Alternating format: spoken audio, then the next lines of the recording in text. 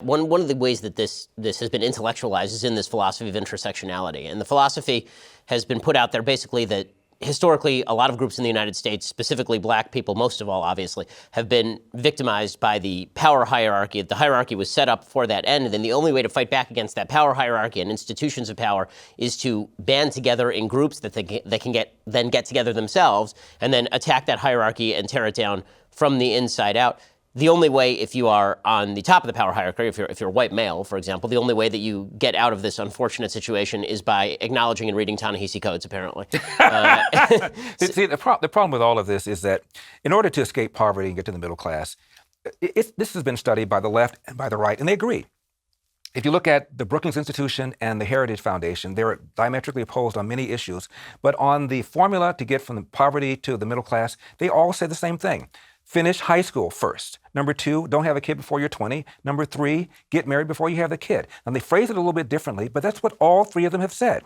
And if you argue, as Obama did, that a kid raised without a father is 5 times more likely to be poor, 9 times more likely to drop out of school, and 20 times more likely to end up in jail, that is the number one problem facing America. And if slavery and Jim Crow had this effect, how do we go from having 25% black out-of-wedlock birth in 1965 to almost 70% now? I would think that anybody would argue we're less racist today than we were in 1965, so you can't attribute it to that. In fact, during slavery, a black child was more likely to be born under a roof with his biological mother and biological father than today. It is the number one problem facing this country, not racism. Take a magic wand and wave it over America and remove every smidgen of racism from the hearts of white America.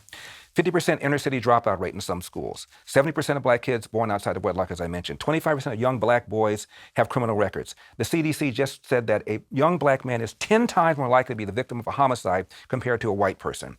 And the number one cause of preventable death for young white men are accidents, like car accidents. The number one cause of preventable cause of death for young black men is homicide, almost always at the hand of another black person.